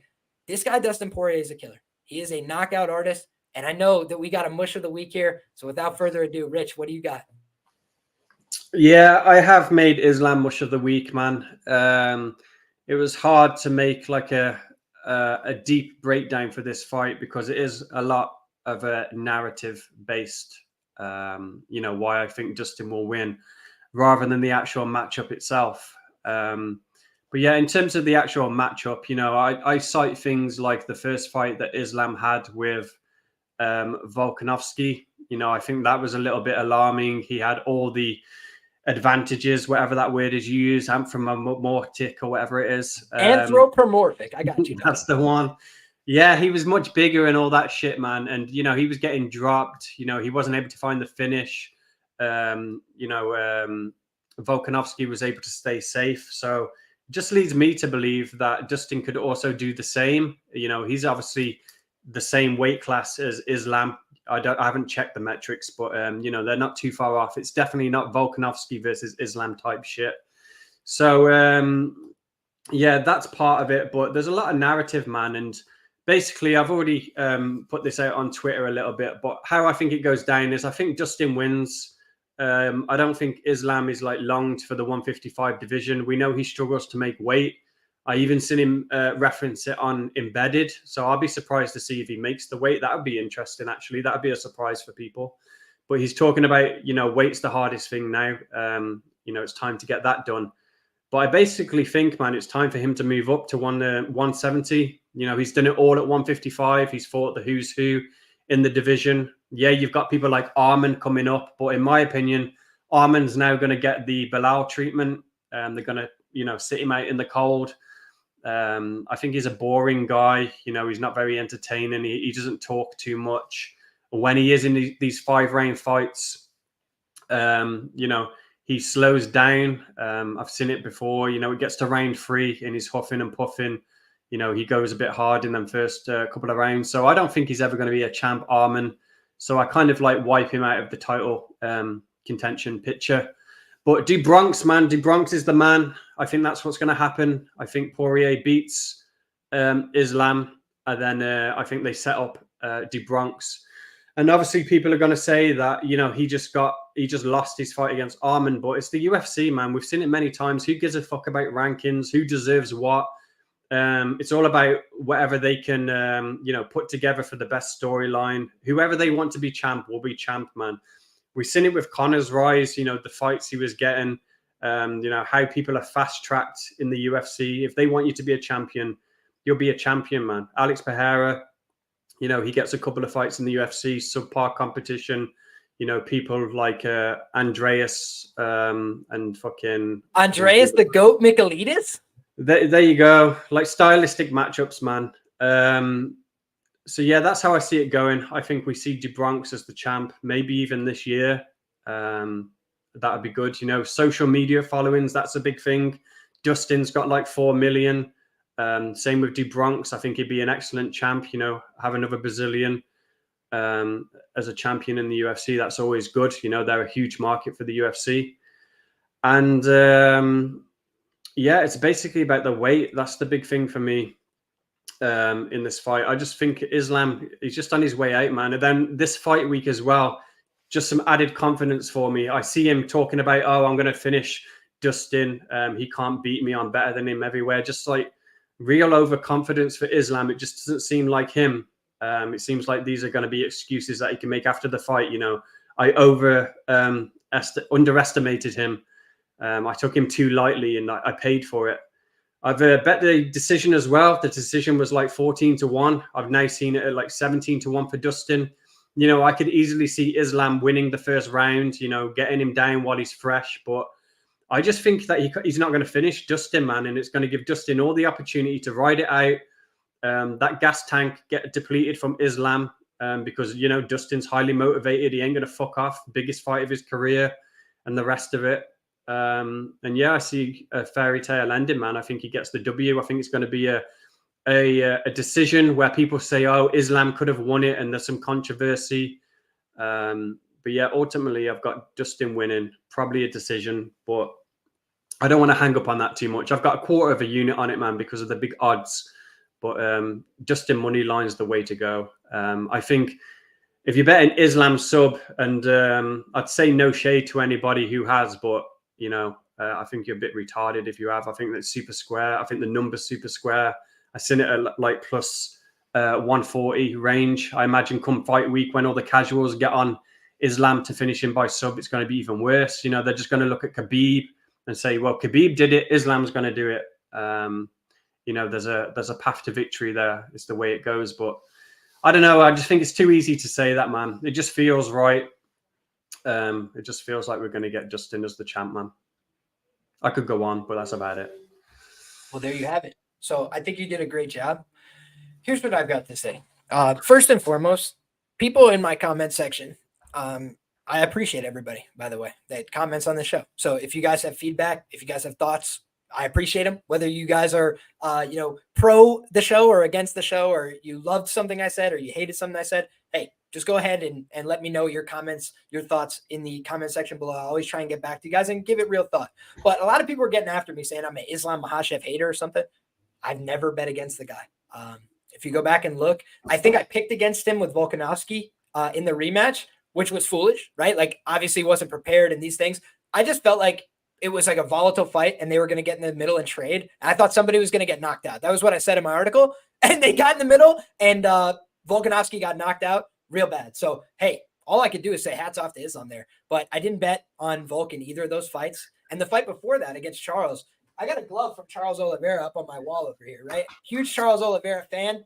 I think the guy's awesome. I also thought that Islam at minus 185 was like the bet of the century. I emptied my bet online account at the time, you know, at minus 185, got all the money back 7.5 minutes later. Thank you very much. It was a very good deal. So when you look, like, I'm not a guy that hates on Islam Makhachev. I've said in the past, I think he looks like one of the best fighters in the world when you watch him.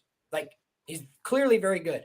But here's the things that I would criticize about him. A great fighter, about an elite fighter, about a pound-for-pound fighter, because that's what we're doing. We're in a title fight. We're not talking about how he would do against some guy from your local gym, right? It's a very high-level fight. And you've got Islam Makhachev, guy who's powerful, he's athletic, he can grapple, but his knockdown ratio in the UFC is like 4-2. He's landed a couple, right? He hit that big high kick. He got dropped by Alexander Volkanovski. Is he a fucking heavy-handed guy? Is he a guy who's known for how many guys he hurts, knocks down, rocks in the UFC? No. He's known for being a tactician, for being skilled, for being well-rounded. So that's something that I'm filing away as, oh, that's interesting. People will say it's about the rehydration clause. Okay. Is he getting smaller over time as he gets older? Is he losing weight? No, he's a big motherfucker. He's a huge lightweight. So every time out, you would imagine just logically for both these guys, by the way, because Dustin Poirier, no spring chicken either in the 155-pound division. But he's said before, and I quote, I don't go to 170 because I can't go to 170. If I go to 170, I'll be too small. I'm not a 170 size guy. Islam says the opposite. He says, I am 170. I can't believe I make 155. I just keep doing it to myself. I torture myself to do it. here he is, right? And that's why he can only fight at a certain amount of fights per year. I'm not saying he's inactive, but I'm saying like he's got to pick his spots. He's got to make sure like, hey, can I make the weight?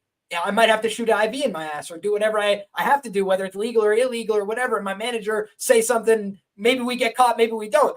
It's the kind of thing where, okay, they operate in their own lane. They get a lot of, favors and advantages, but we're not taking this fight to Abu Dhabi. We're not taking this fight to Saudi Arabia. Shout out to my guy, Pepe, made great points there. That is all true.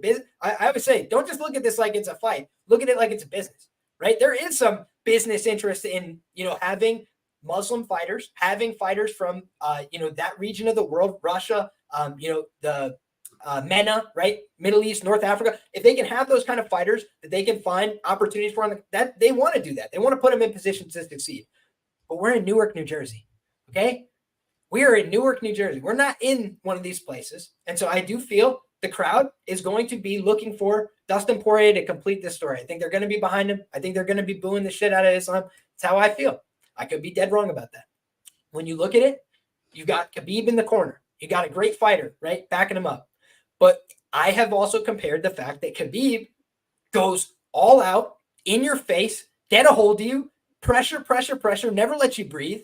He has a different style in some ways than a guy like Islam, who's a little bit more patient, a little bit more reserved, maybe not as aggressive with the output, picks his shots a little bit more, can be more dangerous and effective on the feet because he's a little bit more confident there, but maybe not as automatic to pressure, maybe not as automatic to get the takedown. So I do think that he's going to try and wrestle. He's going to try and grapple. He's going to try and get on top. But is he going to be going out from second one? Khabib sometimes will sprint at people and just try and grab a hold of them, basically. And he does a great job. And he really puts them on the back foot. And guys don't know how to adjust their footwork to get this guy to stop coming forward, land something that can keep him off. I don't see that always from Islam. I see him as a much more reserved guy. A guy who's really trying to pick his spots and wade his way in. And I know that Dustin Poirier is one of the most effective counter strikers in the history of the lightweight division. When you look at his knockdown ratio, it's insane. He knocks down an alarming amount of lightweights. He knocks many of them out. He's the leading knockout leader in this division. So is he one-trick pony? Does he need to win this fight by knockout? That would be the question I would have. And the answer, in my humble opinion, is no. Because when you look at the fight on paper, Islam Makhachev does not throw, does not attempt nearly as many strikes. So what he would need to do is he would need to negate the striking realm of the fight consistently, which we've seen some guys have had some success with that. Other guys have struggled to do that. They've tried to out-wrestle, they've tried to out-grapple Poirier, and they failed. Michael Chandler went out there with a very simple game. I'm going to get on top of this guy. I'm going to fish hook his eye. I'm going to grab in his mouth. I'll never submit this son of a bitch. And I bet Chandler and the fight ends by sub. Because I was like, Chandler's going to get on top of this guy. He's going to submit him. He got every position he wanted, Rich. He couldn't do it. And that, for me, marked a slight turning point. We've seen a number of times. Guys were in good positions on Dustin Poirier, and they didn't finish. How do you typically get to him? You have to hurt him, or you have to break him mentally. Khabib, I would argue, broke him mentally. He survived the guillotine, right? He had to flat back himself. He got in some dangerous situations, but he survived, and that kind of broke Dustin mentally because he was like, I can't get this guy off me, so I can't hurt him on the feet. And now my submissions aren't working either. I spent a lot of energy. It's going to be a tough one for me. Also, he's in enemy territory. Everybody's waiting for him to fail. They're rooting on him to fail, right? Different scenario. So now you have a guy. How did he get beat by Charles? You guys remember that fight? He was landing on Charles. I had a bunch of money on Charles. I had a bunch of money on Charles inside the distance. Charles by submission. I was a little bit worried there. He's landing huge shots. He's hurting him, but he didn't want to follow him to the ground. So he said, I'm going to stay up here. I'm going to wait for my shots. And then we saw a very smart game plan. I'm going to go to the body. I'm going to rip this guy with knees. I'm going to clinch him. And we just saw Charles get aggressive, get after him, get into his face, and have a war with him until he was able to get on his back. That's not the same kind of fight. And when we saw Benoit Saint Denis get to dominant positions, I thought Benoit Saint Denis was going to take him down and submit him in the first round. I said it. So again, just like Jonathan Almeida, a lot of the read was on point. People were saying, I never saw Benoit Saint Denis taking him down and dominating like that. I said, I saw the exact opposite. I saw everything that happened until he got knocked out. But that was the thing that made me think, wow, Poirier is making adjustments still this late in his career, and he's doing things that would actually help him win a fight like this. He's not going, I'm going to flat back myself on every guillotine, try and, just go for it 100%. He's trying to use it to improve position and dissuade people from aggressively trying to take him down. You want to try and take me down? Cool. I'm going to try and rip your head off. I'm going to try and punish you. I'm going to try and make you more tired so you have a negative energy exchange.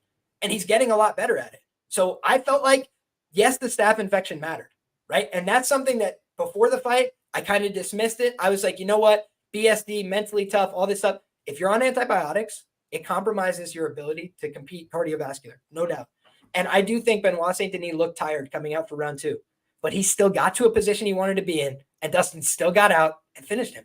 And he did it not in, haphazard meme fashion. He hurt him really bad with body shots. He could have submitted him if he wanted to, and he knocked him the hell out. That's what I saw. So after you've bet against a guy a number of times, I've never bet on Dustin Poirier in my life, Rich. Not one time. When a guy proves you wrong enough times, you have to just start looking at the evidence and say, okay, I thought Michael Chandler was going to out-grapple him, but who paid off the ends by sub? Dustin fucking Poirier paid it off. He got on his back, and after being fouled over and over, he not only submitted him, he let him know what time it was. And he told him, no, I'm not fucking shaking your hand until you apologize, you scumbag. You're trying to rip my fucking face off.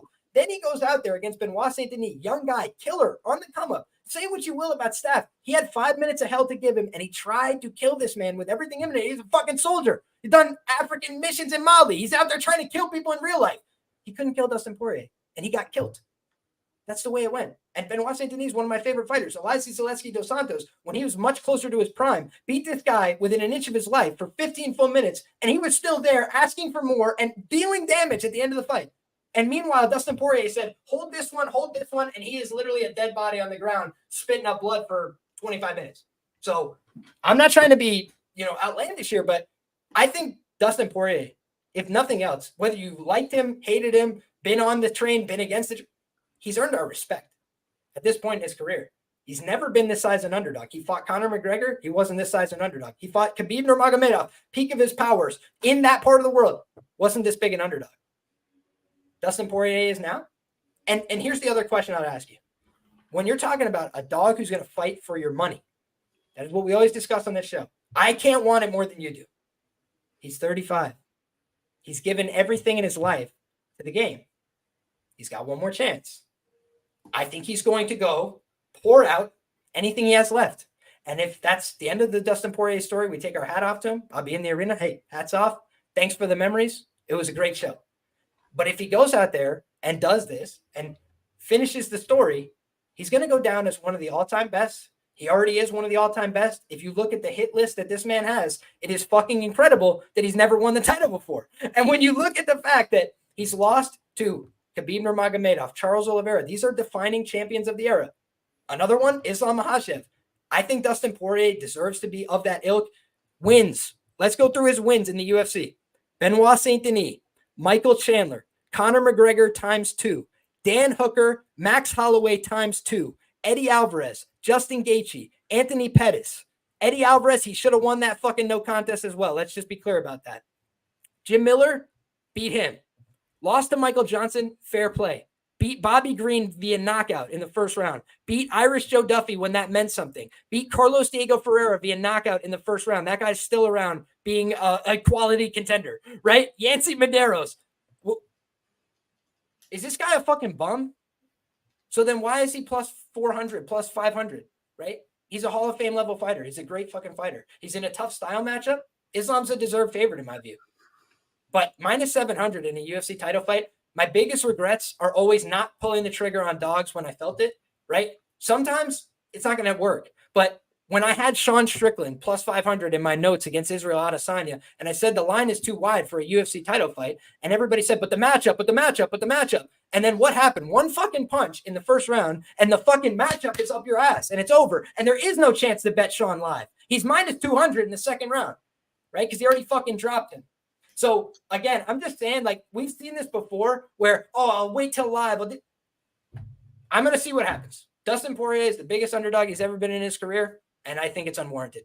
I do think that Islam's a great fighter, a great champion. He wasn't this big a favorite against Volk. He wasn't half a big a favorite against Charles. I don't know. Let's figure it out. But I will not be laying minus 650s in MMA. Shout out to my brother Mason. Ride or die. I'd rather die, alone here on the Poirier Island, than ride with everybody on the Islam side. And so, hey, if it turns out to be a public square dog, such is life. But I'll tell you what, my money's where my mouth is. I like Dustin in this fight. Anything to add, Rich?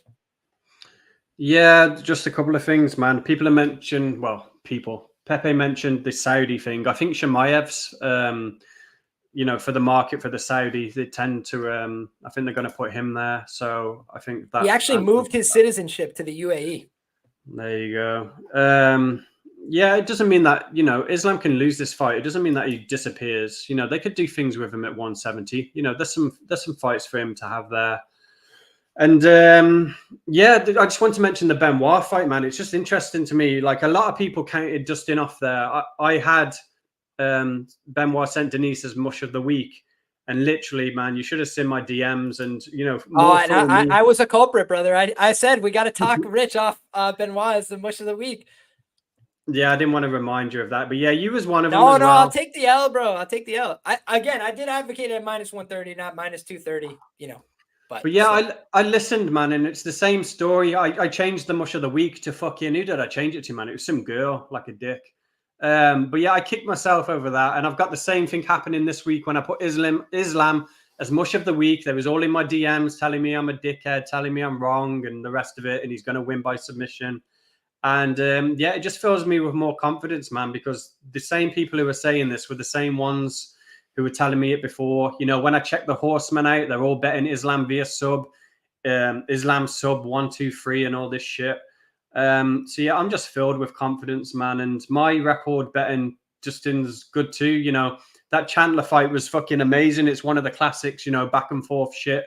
And Chandler is a dirty little fucker. He definitely did fish hook him. And I like that Dustin, put it on him at the end of the fight and told him, like, you're a dirty fucker, fuck shaking your hand. I like that. So yeah, I like Dustin a fair bit, man. I fucking stuck 3 units on him. I'm going to add another 4. I'm highly confident. And say no more. There you go. I want to just address a couple people in the chat. Pepe says, I think Islam will go down as the greatest lightweight of all time. I mean, he's kind of on the precipice, right? I had said a long time ago, I did a rank order of the top lightweights of all time. Dustin and Islam are both on my fucking top 10, right? So, like, obviously this is a very high quality matchup. That's why I'm excited about it. But then when you look, I think that Islam, he would kind of have a good argument when you look at the Khabib resume, because number one, he'd be starting to get some of the same names. Dustin Poirier, obviously one of the title wins for Khabib, but also Khabib, 13 consecutive wins in the organization. He does have the chance to pass that with a win on Saturday. So again, Khabib in the corner, a lot of things, on the Islam side, that if you're on that side, I understand why. I think that if I was looking to play the Islam side, the ways I would look to play it are either the KO prop on Islam, which is like plus 380 or something. I don't expect it to hit, but I think it's the most plus EV because sharp markets are hanging that at a much different price, just for whatever that's worth. But in addition, the ends by sub, I think, is a better bet long-term than Islam by sub. If you like Islam by sub, pay 5 cents to get Dustin by sub as well. In my opinion, it's just better mathematical betting over the long term. The last thing I wanted to mention, Rich, that we haven't talked about, and I know that we don't drive this home as like a focal point of the show. We try and talk about matchups, markets. We try and have a great conversation, but the stats is something that I think is relevant in this consideration. And when you talk about 2 guys that have a pretty lengthy sample size, right? Over 15 fights for both these guys in the company, who attempts more submissions per 15 minutes? Dustin fucking Poirier, dude. 1.4 submission attempts per 15 minutes compared to just 1 for Islam Makhachev. So obviously Islam has a very high completion rate. When he starts to go for a sub, typically it's the end of the fight, or he's in a great dominant position. He knows where to take that advantage. But Dustin is not unwilling to go for them. You assume that Islam's going to push grappling in this fight, especially if you're betting the ends or the Islam by sub. So again, why not just cover the off chance that he gets clipped a couple times on the feet, shoots a bad takedown, and now that guillotine finally works for something. I do think that people make jokes and laugh about the guillotine.